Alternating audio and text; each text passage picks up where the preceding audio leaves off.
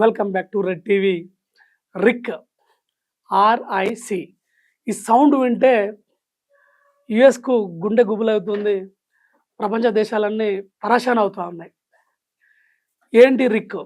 Russia, India, China ఈ 3 దేశాలు కలిపి ప్రపంచ స్థాయిలో ఆర్థిక పరిస్థితుల్ని అంచనా వేసుకొని, ప్రపంచ భవిష్యత్తుని, తర్వాత ప్రపంచంలోనే వచ్చే ప్రమాదాలని అంచనా వేసుకొని వీళ్ళు వాణిజ్యం అంటే వ్యాపారంలో కానీ, డిఫెన్స్ రక్షణలో కానీ, తర్వాత యునైటెడ్ నేషన్ ఆర్గనైజేషన్ లాంటి ఇన్స్టిట్యూషన్లో ఒకే రూట్లోకి రావడం కోసం చేసే ప్రయత్నమే రిక్.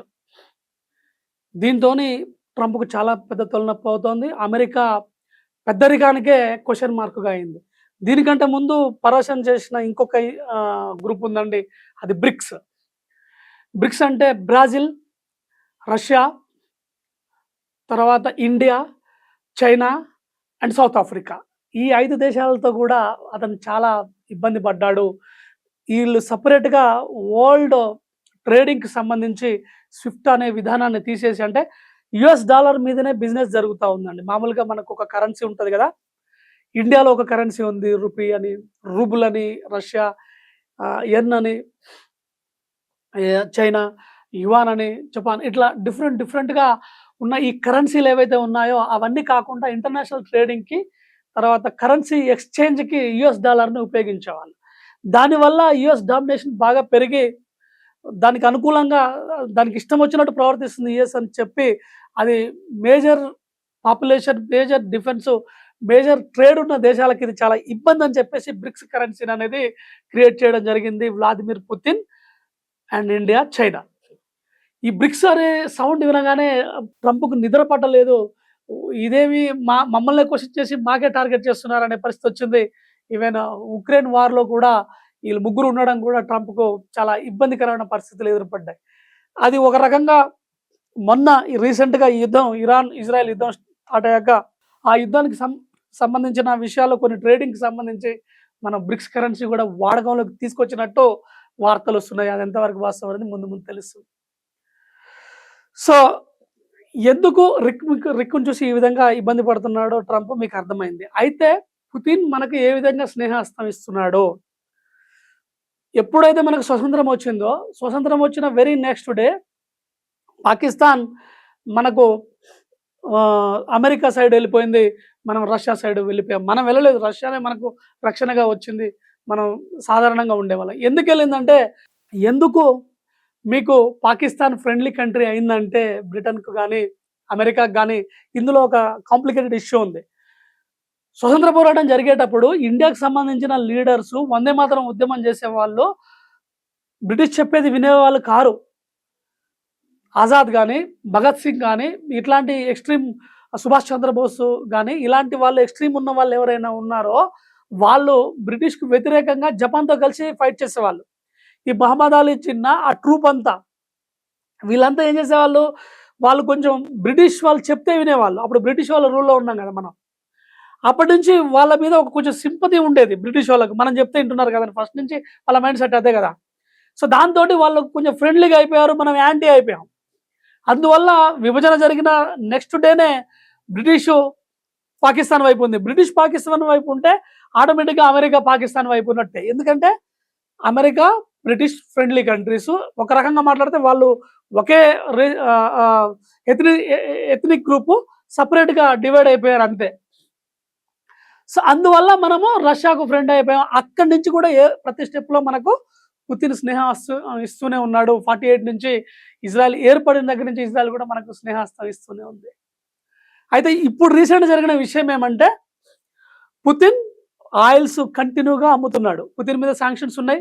ఆయన ఆయిల్ ప్రపంచం అంతా కావాలా. యూరోప్ ఒక్కరోజు కూడా బతకలేదు పుతిన్ రష్యా నుంచి ఆయిల్ ఇవ్వకున్నా, గ్యాస్ ఇవ్వకున్నా, పవర్ జనరేషన్ లేకున్నా వాళ్ళు బ్రతకలేరు. ఆయన మీదకి యుద్ధానికి పరోక్షంగా వెళ్ళారు. సో చైనాకి అమ్ముతున్నాడు, మనకు అమ్ముతున్నాడు. అయితే ఒక టైంలో $60 పర్ బ్యారెల్ అని చెప్పి ఫిక్స్ చేసింది international trade centre with the direction of America. అంటే అమెరికా చెప్పినట్టు ఫర్ బ్యారెల్ $60 అమ్మండి అంటే, అదే పాయింట్లో మన వాళ్ళకు పుతిన్ ఆయిల్ అమ్మాడు. ఏ రోజు కూడా మనకి ఇంత కావాలి, ఇంత రేట్లో కావాలని మనం పుతిన్ అడగలే. మీరు $60 అంటున్నారు కదా, నేను $45కే అమ్ముతాను రా బాబు అని చెప్పి మనకు క్రూడ్ ఆయిల్ అబ్బాడు. ఉక్రెయిన్ రష్యా వార్ జరిగే టైం నుంచి ఇప్పటిదాకా నడుస్తూనే ఉంది అది.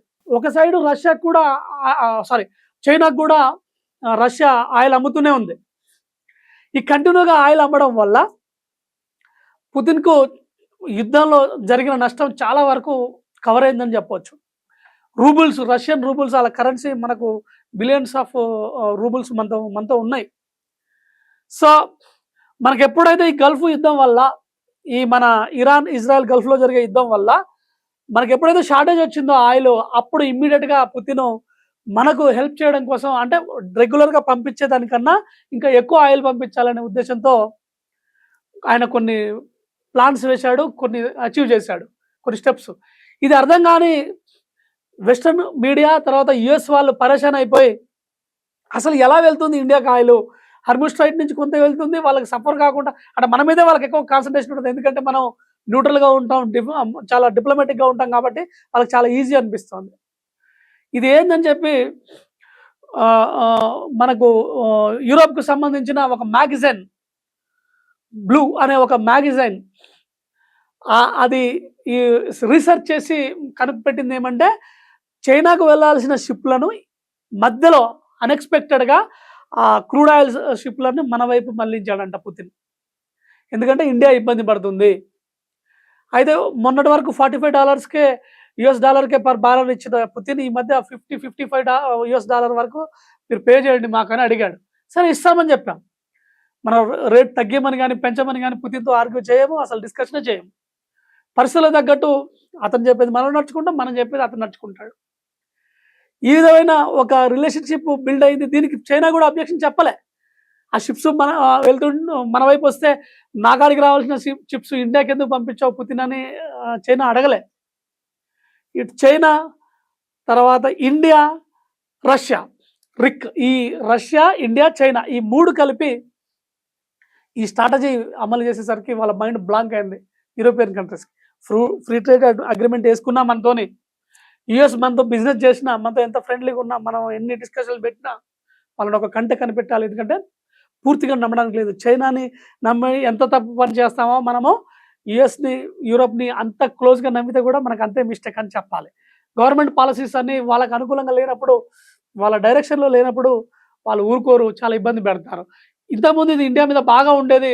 ఎందుకంటే గత ప్రభుత్వాలు వాళ్ళకి అనుకూలంగా ఉండి, ఈ నవారో లాంటి వాళ్ళు, సర్గీస్ లావ్రోవ్ లాంటి వాళ్ళు చెప్పినట్టు ప్రీవియస్ గవర్నమెంట్స్ ఉండడం వల్ల వాళ్ళకి అది అలవాటు అయిపోయింది. కానీ ప్రస్తుతానికి ఉన్న మోదీ గారి గవర్నమెంట్ ఇండివిజువల్ పాలసీలు తీసుకొని వాళ్ళకి ఏం కావాలో అది చేయడం వల్ల వాళ్ళకేం అర్థం కావడం లేదు. మనతో మంచిగా ఉండక తప్పడం లేదు, మనతో ట్రేడ్ చేయక తప్పడం లేదు. ఎందుకంటే మన దగ్గర 2-3 బిజినెస్ టైకూన్స్ ఉన్నారు, వాళ్ళకు వరల్డ్ వైడ్గా బిజినెస్ ఉంది, తర్వాత బిజినెస్ కంపెనీస్ ఉన్నాయి. ఇంకొకటి మాట్లాడితే యూరోప్లో, యుఎస్లో ఉన్న పెద్ద పెద్ద టాప్ కంపెనీస్ అన్ని, ఐటీ పార్క్స్ కావచ్చు, ఇండస్ట్రీస్ కావచ్చు, అగ్రేరియన్కి సంబంధించినవి, వాళ్ళలో కూడా మన ఇండియన్ ఇన్వాల్వ్మెంట్, ఇండియన్స్ వాళ్ళు అక్కడ బిజినెస్ చేస్తారు. సో అందువల్ల ఈ విధమైన ఆలోచనలు మన మీద హార్ష్గా చేయకుండా, లేకపోతే రఫ్గా రాకుండా యుఎస్ని ఆపగలుగుతున్నాం. ఎందుకంటే రష్యా, ఇండియా, చైనా ఒక రకంగా మనం ఫ్రెండ్ గ్రూప్లో ఉంటున్నాం. అసలు రష్యా మధ్యవర్తితో లేకుండా రష్యా మనకు సపోర్ట్ చేసి చైనాని మనల్ని న్యూట్రలైజ్ చేసి ఫ్రెండ్స్ లాగా మార్చకుంటుంటే ఎప్పుడో చైనాకు ఇండియాకు యుద్ధం జరిగేది. మొన్న జరిగిన ఆపరేషన్ సింధూర్లో కూడా చైనా పాకిస్తాన్కి సహకరించింది. ఎందుకంటే మన మీద ఉన్న అంత కొంత జలస్ శత్రుత్వంతో చేసింది. బట్ చైనా రియలైజ్ అయింది ఏంటంటే, ఇండియాతో ఎవరు శత్రుత్వం పెట్టుకోరు, నేను పెట్టుకొని అనవసరంగా ఇబ్బంది పడ్డా, ఈ పనికిరాని పాకిస్తాన్ కోసం ఇన్ని పోగొట్టుకున్నాను నేను అనే పరిస్థితి వచ్చింది. సో ఇప్పుడు రిక్ అనేది చాలా స్ట్రాంగ్ అవుతుంది. అది ప్రపంచ మార్గనిర్దేశాన్ని నిర్దేశిస్తుందని, ప్రపంచానికి ఒక గైడ్ లైన్గా ఉపయోగపడుతుందని, రాజకీయాల్ని శాసిస్తుందని, పరిస్థితుల్ని కమాండ్ కంట్రోల్లో చేసుకోగలుగుతుందనే ఐడియాకు యుఎస్, యూరోప్ వచ్చింది. అందువల్లే రిక్ అంటే యుఎస్ భయపడతా ఉన్నది. అంతకు మించి ఇంకా ఏం చేయలేని పరిస్థితి ఎవరిది, మనకు సంబంధించిన ఎవరు బ్రిటను లేదంటే యుఎస్, వాళ్ళకి సంబంధించిన విషయాలు ఈ విధంగా ఉన్నాయి.